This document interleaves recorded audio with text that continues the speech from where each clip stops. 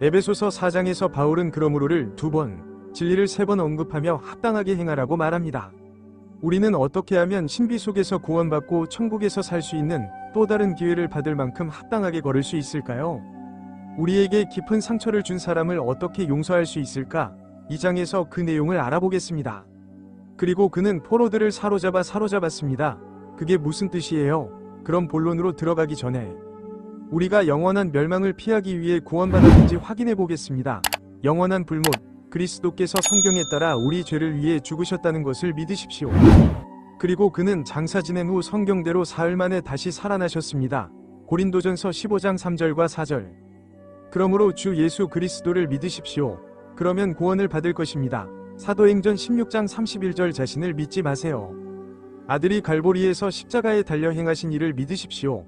그는 이스라엘을 위해서만 죽으신 것이 아니라 신비 속에서 우리의 죄를 위해서도 죽으셨기 때문입니다. 틀리기에는 영원이라는 시간이 너무 길다. 그러니 만약 당신이 구원받았는지 확신하지 못한다면 구원받았다는 확신이 들 때까지 로마서 1장부터 5장까지 반복해서 읽으세요. 우리의 목표는 여러분이 스스로 하나님의 말씀을 이해하도록 돕는 것입니다. 주님께서 이 땅에 계셨을 때 강한 자의 집에 들어가 그의 물건을 약탈할 사람은 아무도 없다고 말씀하셨습니다. 다만 강한 자를 먼저 묶어야 그 집을 약탈할 수 있을 것입니다. 마가복음 327장. 그러므로 주님은 사탄을 묶으셨습니다. 그가 십자가에 달려 죽으셨을 때 모든 것이 끝났습니다. 그 당시에는 사탄의 체크메이트였습니다. 그래서 우리는 그러므로라는 단어를 볼 때마다 왜 그것이 그러므로인지 묻습니다. 그래서 아버지는 우리가 구하거나 생각하는 모든 기도에 응답하십니다. 그리고 우리에게는 영의 능력이 있으며 하나님께서는 이방인 그리스도의 몸을 형성하고 계십니다. 은혜의 신비로운 분배 동안 폴이 그걸 설명했거든요. 그의 영광을 찬양하게 하려 하심이요 그의 은혜를 찬양하게 하려 하심이니 그가 사랑하시는 자 안에서 우리를 받아주셨음이니라. 에베소서 1장 6절. 그래서 우리는 이방인들에게 사랑하는 아들 안에서 받아들여질 또 다른 기회를 갖게 되었습니다. 하나님께서는 이 신비를 바울에게 계시하셨고 바울은 이를 우리에게 계시하였습니다. 그리스도의 몸은 하나님 안에 숨겨진 비밀스러운 신비였습니다. 에베소서 3장 9절은 그리스도께서 바울에게 계시해 주실 때까지의 말씀입니다. 그리고 그것은 미스터리였습니다. 그렇다면 그 미스터리는 무엇이었을까요? 글쎄요, 이 비닐 봉지를 보시면 그 안에 구원받은 유대인과 구원받은 이방인이 있는데 그것은 그리스도의 몸을 상징합니다. 그 신비는 이방인들이 공동 상속자가 되고 같은 몸이 되고 그의 약속에 참여하는 자가 된다는 것이었습니다. 그것은 복음을 통해 그리스도 안에 있는 그의 영입니다. 에베소서 3장 6절. 그러므로 유대인과 이방인은 천국에서 살게 될 같은 몸이나 같은 집단에 속합니다. 그러므로 나는 주님의 갇힌 자로서 여러분에게 간청하노니 여러분이 부르심을 받은 부르심에 합당하게 행하시기를 원하노라. 그러므로 간청한다는 말은 은혜로운 말입니다. 바울은 우리에게 명령하는 것이 아닙니다. 그는 우리에게 그 소명에 합당하게 걸으라고 간청하고 있습니다. 그렇다면 우리의 소명은 무엇일까? 글쎄요, 우리는 처음에 전했던 복음으로 부름을 받았지만 우리의 소명은 이 땅에서 하나님의 대사, 즉 대표자가 되는 것입니다. 대사는 직업 때문에 바쁘고 직업이란 하나님의 일을 하는 것입니다. 바울은 이렇게 말합니다. 그러므로 우리는 그리스도의 사신입니다. 마치 하나님께서 우리를 통하여 여러분에게 간청하시는 것과 같이 우리가 그리스도 안에서 여러분이 하나님과 화해하기를 기도합니다. 하나님께서는 죄를 알지도 못하신 그를 우리를 위하여 죄로 삼으셨습니다. 이는 우리가 그 안에서 하나님의 위가 되게 하려 하심이니라. 고린도후서 5장 20절부터 21절까지.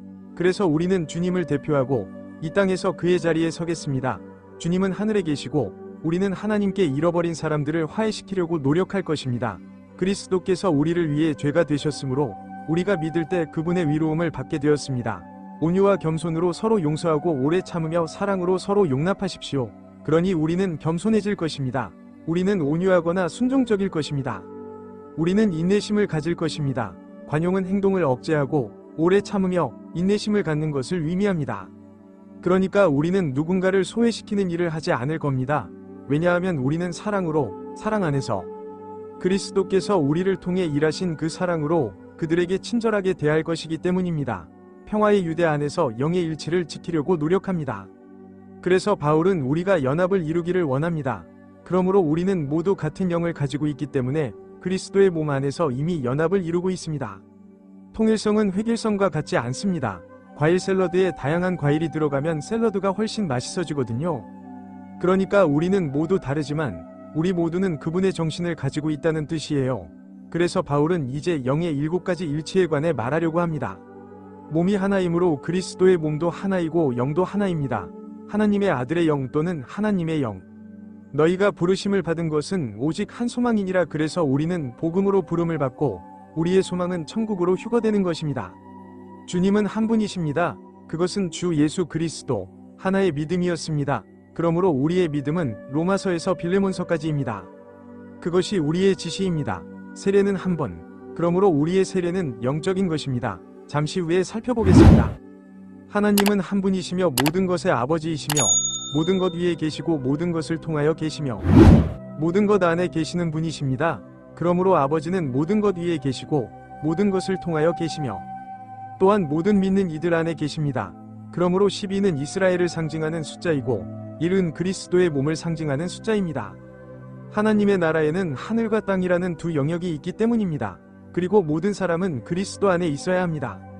그러면 우리의 한 가지 세례를 살펴보도록 하겠습니다. 유대인이든 이방인이든 종이든 자유인이든 우리는 모두 한 영으로 한 몸이나 무리로 세례를 받았고 모두 한 영을 마시게 되었습니까? 고린도전서 12장 13절. 그러므로 모든 사람이 그들 안에 하나님 아들의 동일한 영을 가지고 있으며 심지어 성령 안에서 그들을 양육하기도 합니다. 그러나 우리 각 사람에게는 그리스도의 선물의 분량에 따라 은혜가 주어졌습니다. 그러므로 은혜는 우리를 섬기는 힘입니다. 성령은 자신의 말씀을 통해 그렇게 하십니다. 그러므로 그는 말씀하시기를 그가 높은 곳으로 올라가실 때에 사로잡힌 자들을 사로잡아 끌고 사람들에게 선물을 주셨느니라. 그래서 주님께서 승천하셨을 때 그는 사로잡힌 사탄과 그의 타락한 천사들을 사로잡아 가셨습니다. 그리고 그는 주었습니다. 남자에게 주는 과거형 선물. 그래서 그는 사람들에게 능력을 주는 성령을 보내셨습니다. 그래서 사도 바울은 우리를 사로잡은 자들인 사탄과 그의 천사들이 사로잡혔다고 알려줍니다. 그래야 다른 사람을 방해할 수 없거든요. 이게 있다는 걸 알죠? 그들은 할 수 없습니다. 정신. 바울은 이제 시편 68편 18절을 작은 무리에게 인용하여 그리스도의 몸에 적용합니다. 그래서 그것은 포로를 사로잡은 것입니다. 당신은 높은 곳으로 올라가셨습니다. 너는 포로들을 끌고 갔구나. 너는 포로가 되어 사람들에게 선물을 받았다. 그렇습니다. 반역하는 자들에게도 그러하리니 이는 주 하나님이 그들 가운데 거하시려 하심이니라. 그래서 반항하던 자들에게도 믿을 기회가 생겼습니다. 아들이 사탄을 사로잡았고 믿는 자들에게 줄 수 있는 선물을 받았기 때문입니다. 같은 문구가 사사기 5장 12절에서도 사용되었습니다. 시편 68장 18절은 이러합니다. 시작합니다. 깨어나 깨어나 데보라 깨어나 노래를 부르세요. 일어나라 바라가 너의 포로들을 이끌고 나아가라. 아비노함의 아들아 너는 포로가 되었구나. 그래서 사사기 5장 12절에 드보라 바락 야엘이 시스라를 누르고 승리했습니다. 그의 머리는 관자놀이에 꽂힌 천막 말뚝에 눌려 부서졌고 그는 야엘이라는 여자의 위에 땅에 깔렸습니다. 사탄은 바벨탑에서 이방인 포로들을 속였습니다. 그리고 이스라엘은 시나이산에서 황금 송아지를 만들어 하나님과의 언약을 어기면서 사탄의 합법적인 포로가 되었습니다. 그럼 언제 이런 일이 일어났는지 살펴보죠. 하지만 시스라는 사탄의 한 유형이었다고만 말씀드리겠습니다. 창세기 3장 15절에서 하나님께서는 시스라의 머리를 상하게 하겠다고 말씀하셨으니까요.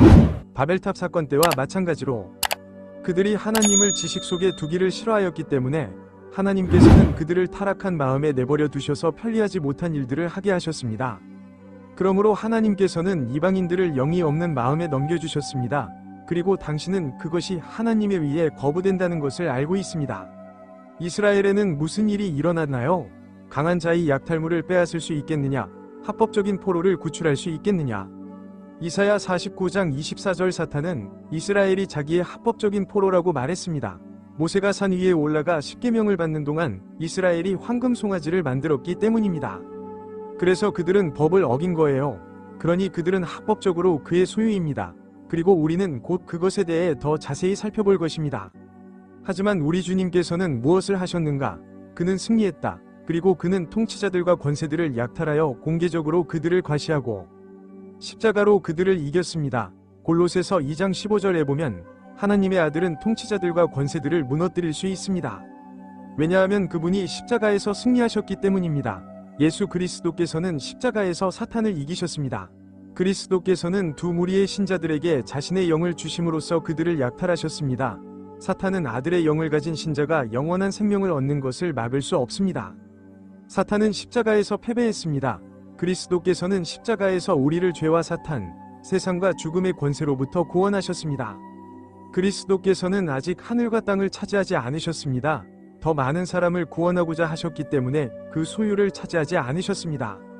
모든 것이 본래 자리로 회복되지는 않았고 우리는 이러한 선물들이 표적이 되었던 것을, 선물들이 주어졌지만 오늘날에는 더 이상 효과가 없다는 것을 알게 될 것입니다. 그들은 행위의 끝에서 표징의 선물을 통해 사라졌습니다.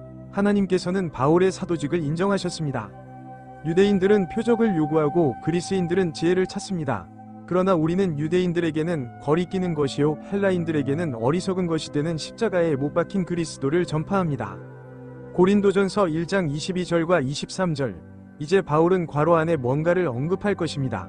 이제 그가 승천했다면 그것은 그가 먼저 땅에 더 낮은 곳으로 내려갔다는 것이 아니고 무엇입니까? 내려오신 분은 또한 모든 하늘 위로 올라가신 분과 같으니 이는 모든 것을 충만하게 하려 하심이니라. 그러므로 주님께서는 승천하시기 전에 땅에 더 낮은 곳으로 내려가셨습니다. 그리고 예수께서 말씀하셨습니다. 요나가 고래 뱃속에서 사흘 밤낮을 지냈던 것처럼 인자도 땅의 심장부에서 사흘 밤낮을 지낼 것입니다. 마태복음 12장 40절.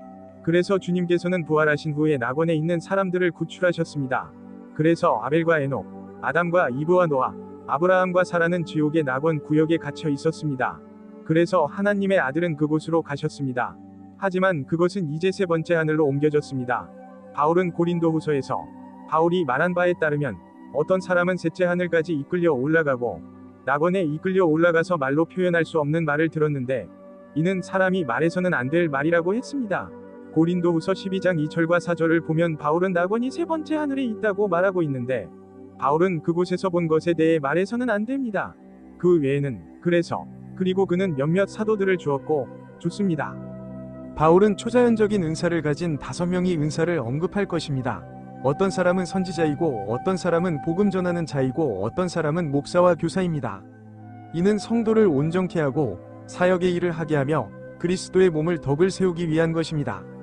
그리하여 우리 모두가 믿음 안에서 하나 되고 하나님의 아들을 아는 지식 안에서 하나가 되어 온전한 사람이 되고 그리스도의 충만하심의 분량과 위상에 이르기까지 이르게 될 것입니다. 그러니 우리 모두가 하나님의 말씀을 올바르게 나누어 이해하게 되면 우리는 하나님께서 우리에게 말씀하신 모든 것을 알게 될 것입니다. 그러기 위해서는 영원한 시간이 걸릴지도 모릅니다. 그러니까 영적인 은사들이죠. 우리가 문자적 말씀을 갖기 전에 그리스도의 몸을 활성화하는 데 도움이 되었습니다. 우리의 지시사항, 오늘날에는 초자연적인 신이 부여한 은사란 존재하지 않습니다. 우리는 모두 성경을 공부해야 합니다. 분배주의, 하지만 오늘날에도 여전히 그런 사무실이 몇몇 있습니다. 좋아요. 더 나아가기 전에 LED 캡티비티에 대해 이야기해 봅시다. 그러니까 데이비드는 제가 그의 얼굴을 볼 수 없다고 말했어요. 어디 보자, 저기 있네요. 그러고 나서 그는 사자 입에서 어린 양 한 마리를 구해냈습니다. 그러므로 사자는 사탄을 상징하고 어린 양은 이스라엘을 상징하고 다윗은 주님을 상징합니다. 강한 자의 약탈물을 빼앗을 수 있겠느냐? 합법적인 포로를 구출할 수 있겠느냐? 이것이 바로 사탄이 신에게 요구한 것입니다. 그러나 주 여호와께서 이렇게 말씀하셨느니라. 강한 자의 포로가 사로잡히고 무서운 자의 노략물이 구원을 받으리라. 제가 너를 대적하는 자와 대적하고 내 자녀를 구원하리라. 그래서 그는 하나님께서 말씀하셨다고 했습니다. 여호와께서 말씀하셨습니다. 저는 사탄이라는 무서운 자로부터 먹이를 되찾고 그 포로들을 다시 데려오겠다. 그리고 그는 그와 경쟁하게 될 것입니다. 그리고 그는 십자가에서 그와 다투셨고 야곱의 자녀들을 구원하셨습니다. 그리고 제가 너를 압제하는 자들에게 그들의 살을 먹이고 그들이 달콤한 포도주처럼 그들의 피에 취하게 할 것이다.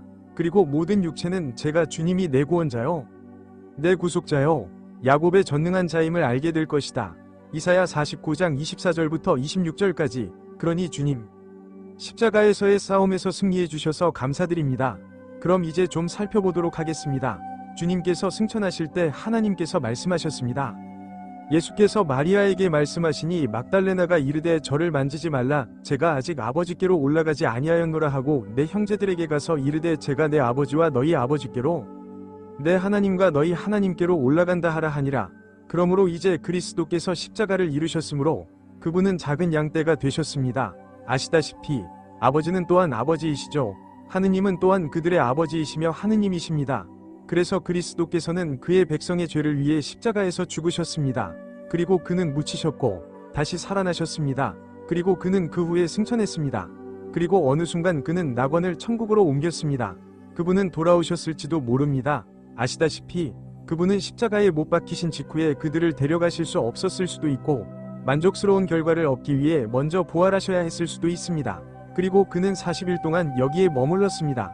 그리고 또 다른 상승이 있었습니다. 또 다른 상승. 그러니까 우리는 모릅니다. 이것들은 기록된 승천이에요. 더 많았을 수도 있다. 우리는 모릅니다. 그래서 그들은 그가 올라가는 동안 하늘을 똑바로 바라보았습니다. 그러므로 주님께서 여기로 올라가시는 것입니다. 그러자 흰옷을 입은 두 사람이 그들 곁에 서 있었습니다. 그러니까 이 두 남자는 천사라는 거군요. 그럼 천사는 날개가 없다는 게 증명되는 셈이군요. 또한 이르시되 갈릴리 사람들아, 어찌하여 서서 하늘을 쳐다보느냐? 너희에게서 하늘로 올라가신 이 예수께서는 너희가 하늘로 올라가는 것을 본 그대로 다시 오실 것이다. 그런 다음 그들은 올리브산에서 예루살렘으로 돌아왔는데 올리브산은 예루살렘에서 안식일에 여행하는 거리였습니다. 사도행전 1장 10절부터 12절까지 예수께서는 올리브산에서 올라가셨습니다. 지금까지 육신으로 하늘에 올라가신 분은 오직 그리스도뿐이십니다. 그래서 그는 여기로 승천하셨고 오순절에 성령을 그의 작은 지상 추종자들에게 보내셨습니다. 피터의 그룹, 이 노란 남자들, 그리고 그리스도께서는 올리브산으로 돌아오실 것입니다. 왜냐하면 성경에 그날에 그분의 발이 예루살렘 동쪽에 있는 올리브산에 서실 것이라고 말씀하셨기 때문입니다. 그리고 올리브산은 동쪽과 서쪽으로 그 중앙에서 갈라질 것이다. 그리고 매우 큰 골짜기가 있을 것이다. 그리고 산의 절반은 북쪽으로 옮겨지고 절반은 남쪽으로 옮겨질 것이다. 스가랴 14장 4절에 따르면 주님께서 다시 오셔서 그분이 떠나셨던 바로 그곳 올리브산 위의 땅에 서실 것입니다. 하지만 우리는 주님이 땅 끝까지 돌아오시는 걸 보지 못할 거예요. 그분은 오셔서 우리를 천국으로 부르실 것입니다. 휴거 때와 우리의 공의로운 심판대인 그리스도의 예배를 위한 휴거 때에도 예언된 바가 있습니다. 그리고 이러한 내용은 사도 바울의 서신에서만 발견됩니다. 그래서 바울은 에베소서 1장에서 이렇게 썼습니다. 너희도 진리의 말씀, 곧 너희 구원의 복음을 듣고 믿었느니라. 그게 뭐였죠? 그리스도께서 우리 죄를 위하여 죽으셨고 장사 지낸 후에 사흘 만에 다시 살아나셨으며 또한 너희가 믿은 후에 약속의 성령으로 인치심을 받았으니 이 성령은 우리의 기업의 증표이시니 이는 그의 영광을 찬양하게 하려 하심이라. 에베소서 1장 13절부터 14절까지. 그러므로 구입한 소유의 구속은 휴거 때 일어날 것입니다. 즉 그리스도께서 공중에서 우리를 만나시고 우리는 그곳에서 그분을 만나기 위해 끌어올려질 때입니다. 그리고 저는 여기 있고 그 황홀경을 기다리고 있습니다. 그리고 하느님께서는 이미 제가 하늘 높은 곳에 앉아 있는 것을 보고 계십니다. 그럼 여기를 살펴보죠. 비밀스러운 신비는 사도행전 7장에서 십자가 사건과 이스라엘의 멸망 이후에 나타납니다. 이 이야기는 구막에서 시작해서 휴거로 끝납니다. 그러니까 그게 미스터리죠. 이 노란색 부분이에요. 그래서 우리는 그리스도와 그 사이에 거대한 괄호 속에 살고 있습니다. 두 번의 출현, 사울, 바울로도 알려짐에게 예언된 출현과 그리스도의 몸에 예언된 출현. 그래서 우리는 이스라엘의 프로그램이 중단되었기 때문에 그 안에서 살고 있습니다. 그래서 하나님께서는 신비를 삽입하시고 그리스도의 환난과 재림을 연기하셨습니다. 그러므로 재림 전 환난 동안 베드로의 무리에 대한 더 많은 통찰력이 생길 것입니다. 그래서 이스라엘의 프로그램에서 유대인은 이방인보다 우월하고 예언이 재개될 때에도 이스라엘은 이방인보다 우월합니다. 그러나 그리스도의 몸인 한 세 사람 안에서는 유대인과 이방인이 동일한 집단, 동일한 수준에 있으며 신비 속에 있습니다. 그리고 우리의 정보는 로마서 2장입니다. 빌레몬서. 그럼 계속해서 우리의 장을 읽어보겠습니다. 하지만 먼저 성경의 간단한 예를 살펴보겠습니다. 성경이 간소화되었습니다. 좋아요. 여기에 빨간색 페이지가 있습니다. 그리고 그 중간에는 파란색 페이지가 있습니다. 천국에서 살게 될 그리스도의 몸에 대한 파란 페이지. 그래서 파란색이에요. 그리고 붉은색 페이지는 그리스도와 함께 이 땅에서 살게 될 믿는 이들을 위한 것입니다. 그러므로 과거 창세기부터 사도행전 9장까지는 이스라엘에 대한 예언입니다. 하지만 이제 로마인이 빌레몬에게 보낸 편지입니다. 빌레몬서는 천국에서 살게 될 그리스도의 몸에 대한 신비입니다. 그리고 히브리서의 계시록은 앞으로 다가올 시대의 이스라엘에 대한 예언입니다. 성경에는 두 가지 지침이 있습니다. 성경 전체가 우리를 위한 것이지만 모든 사람을 위한 것은 아닙니다. 성경은 우리에 대한 것이거나 우리에 관한 것입니다. 성경의 대부분은 지상의 왕과 그의 왕국에 관한 것입니다. 좋아요. 이 파란색 페이지 보이시나요? 사도 바울의 13통의 편지를 제거하면 우리에게는 지상에 있는 왕과 그의 왕국에 대한 유대인의 책만 남게 됩니다. 성경 전체는 학습에 유익합니다. 무엇이든지 기록된 것은 옛날부터 우리의 학습을 위해 기록되었습니다. 그것은 우리로 하여금 성경의 인내와 위로를 통해 소망을 가질 수 있게 하려는 것입니다. 로마서 15장 4절. 그러므로 올바르게 구분한다는 것은 이스라엘과 그리스도의 몸을 구별하는 것을 의미합니다. 우리의 믿음은 로마서에서 빌레몬서로의 말씀이나 우리의 지시사항입니다. 우리가 성경을 바르게 나누지 않는다면 우리는 그리스도의 효과적인 대사가 될 수 없습니다. 좋습니다. 14이제부터 우리는 더 이상 어린아이가 되지 아니하고 사람들의 간계와 교활한 속임수에 넘어가 온갖 교훈의 바람에 밀려다니지 아니하며 그 속임수로 사람들을 속이려고 기다리고 있습니다. 그래서 바울은 우리가 이리저리 흔들리거나 우리 앞에 있는 이스라엘의 계획이나 우리 뒤에 있는 이스라엘의 계획에 휘둘리기를 원하지 않습니다. 신비 이전이나 이후의 예언적 프로그램에 위에 서이거나 인간의 지혜에 속은 것입니다. 그래서 사탄은 성경 교사들에게 바울을 따르지 않도록 힘을 실어줍니다. 그렇다면 그는 우리가 사람들의 간계와 교활한 속임수에 휘말려 온갖 교리의 바람에 떠밀려 다니는 것을 원하지 않는다는 뜻입니다. 그들은 그 속임수로 우리를 속이려고 기다리고 있습니다. 그들은 인간의 지혜나 이스라엘의 계획으로 우리를 속이려 합니다. 그러나 사랑 안에서 진실을 말하되 진실은 바울이 우리의 사도인 줄 알고 모든 일에 있어서 그로 자라게 하려 함이니라. 바로 바울이 우리의 머리이니라. 그리스도께서는 모든 관절이 공급하는 것으로 온 몸을 꼭 연결하고 결합시켜 각 부분의 분량대로 효과적으로 작용하게 하시고 사랑 안에서 그 몸을 세우기 위하여 몸을 자라게 하십니다. 그러므로 성숙한 성인들은 다른 성인들이 온전해지고 성숙해지는 데 도움을 주게 될 것입니다. 우리는 사랑 안에서 진실을 말해야 합니다. 폴, 건전한 교리. 그러므로 그리스도의 몸은 모든 면에서 우리의 머리이신 그리스도 안으로 자랄 수 있습니다. 그리스도의 몸은 살아있는 유기체입니다. 머리는 신체의 지휘센터입니다. 그리스도의 몸은 우리의 머리에 합쳐졌습니다. 모든 사람, 관절, 신체 부위가 중요합니다. 우리는 팀으로서 하나님을 섬기고 있기 때문입니다. 중요한 것은 영이 우리가 그분의 말씀을 이해하도록 얼마나 도왔는가입니다. 교회는 회원들이 사랑으로 서로를 격려할 때 성장합니다. 그러므로 나는 이렇게 말합니다. 그래서 여기에 첫 번째, 두 번째가 있습니다. 그리고 첫 번째 진실은 15에 있었습니다. 그리고 주께서 증거하시는 것은 이제부터는 다른 이방인들이 마음의 허망함으로 행하는 것 같이 너희가 행하지 아니한다는 것입니다. 그들의 총명이 어두워지고 그들 안에 있는 무지함과 그들의 마음의 맹목으로 말미암아 하나님의 생명에서 떠나 있느니라. 좋아요. 일단 여기까지만 하겠습니다. 그래서 길을 잃은 사람처럼 살지 마세요. 하느님께서는 그들을 버리지 않으셨습니다. 그들은 하나님을 거부했습니다. 그들은 예수께서 자신들을 위해 행하신 일을 알지 못합니다. 그들의 마음은 하나님의 일에 완고해졌습니다. 그들은 믿지 않으며 그의 말을 모릅니다. 그들은 거듭나지 않은, 쇄신되지 않은 마음을 가지고 있습니다. 그들은 감각이 없어져서 음탕함에 자신을 내어주어 탐욕으로 온갖 더러운 일을 행하였느니라. 그러니 이것을 정욕이라 하자.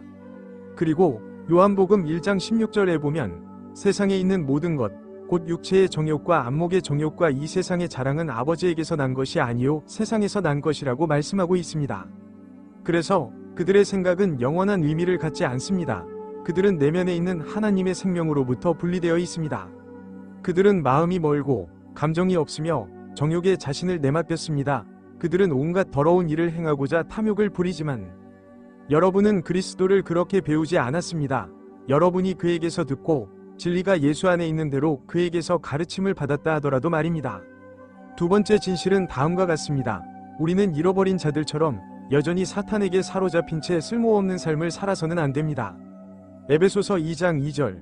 또한 주님께서는 그분이 지상에 계셨을 때 이것이 정죄이고 이것이 정죄라고 말씀하셨고 그 빛이 세상에 왔다고 말씀하셨습니다. 아들이 오셨을 때 그 아들은 이러했습니다.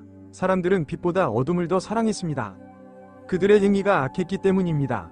제가 말하는 첫 번째 사람은 존 정규군입니다. 요한복음 3장 19절에 따르면 사람들은 영원한 저주에서 구원받기보다는 잠시 동안 악한 행위를 하는 편을 택합니다.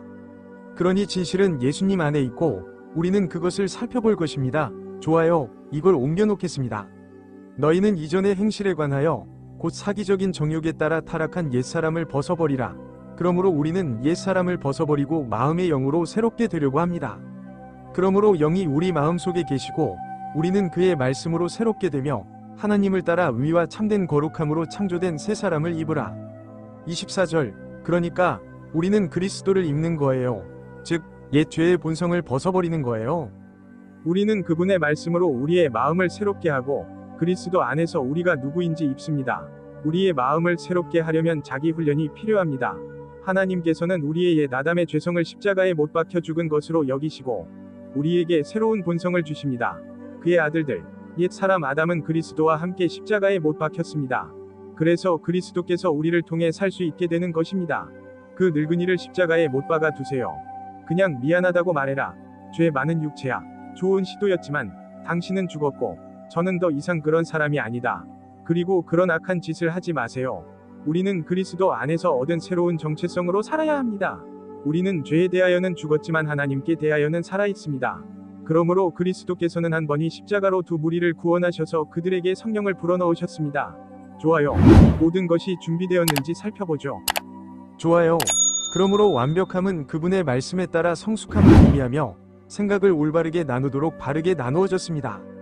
교리를 바르게 세우세요. 우리의 생각은 우리의 행동을 결정합니다. 그래서 바울은 이렇게 말했습니다.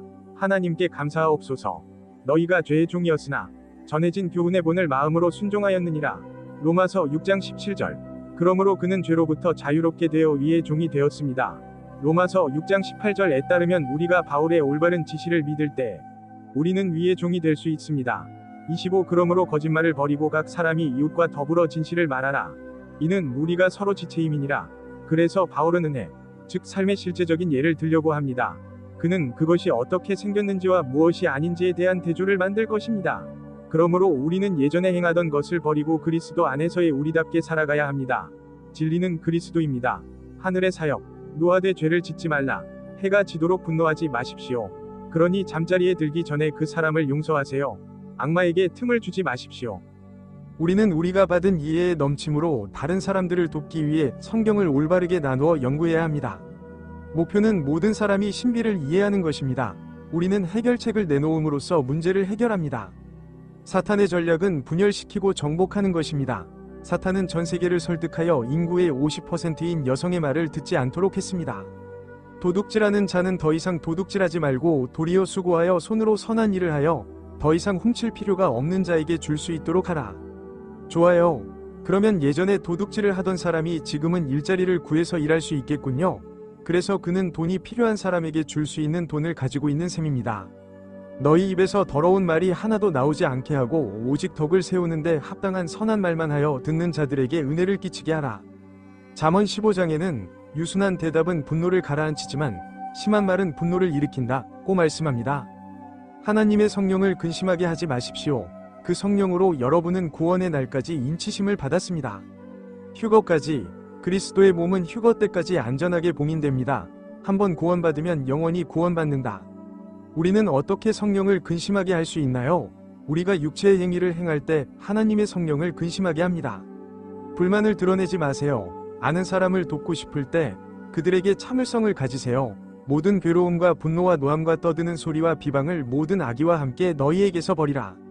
이 모든 나쁜 것들을 버리라.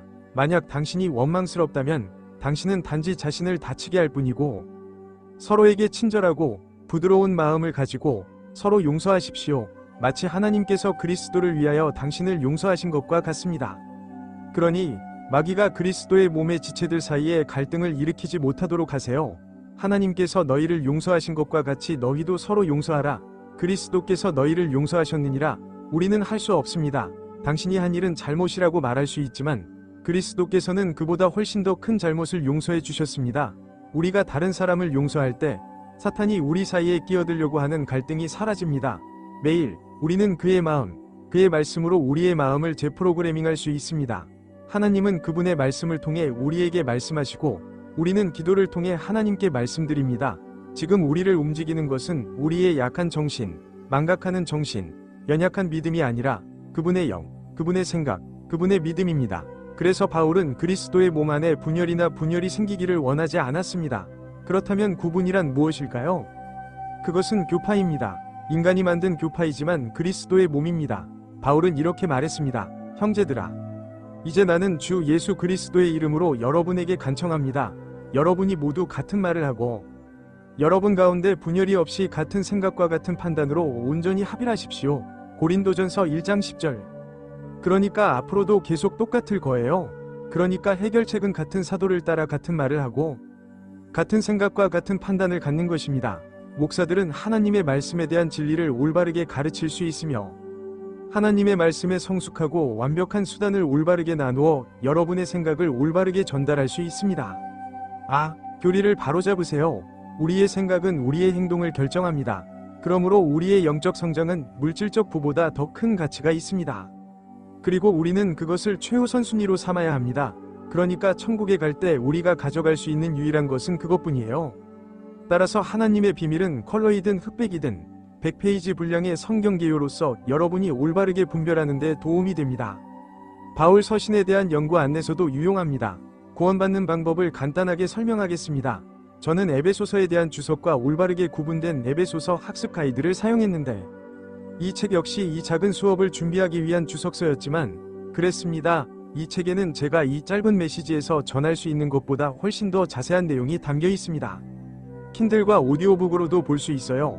그러므로 킹제임스 성경은 영어로 된 하나님의 말씀입니다. 현대의 모든 성경은 사탄의 위조품입니다. 사탄의 목사들은 설교단에서 거짓되고 혼합된 교리를 설교할 뿐만 아니라 위조 성경을 제작하는 사업도 합니다. 우리가 신뢰할 수 있는 것은 오직 하나님의 말씀뿐입니다. 킹 제임스 성경은 항상 옳습니다. 여기에는 오류가 없습니다. 우리는 성경을 바꾸지 않습니다. 우리는 하나님의 말씀에 맞춰 마음을 바꿉니다. 저희 웹사이트는 메리앤매니입니다. 우리의 유튜브 채널인 살베이션 라이틀리 디바이딩 앤드 더 랩처 있습니다. 저희 이메일은 xgoogleace@gmail.com입니다. 럼블과 X, 왓츠앱, 페이스북에서 저희를 찾아보세요. 우리의 오래된 페이스북 동영상에 첨부된 챕터를 무료로 찾아보세요. 저희 영상은 한 장 전체를 다루고 있으며 성경 교사들에게 유용합니다. 하나님의 비밀 페이스북 페이지에도 이런 영상 시리즈가 있습니다. 좋아요와 공유, 구독 부탁드립니다. 시청해주셔서 감사합니다.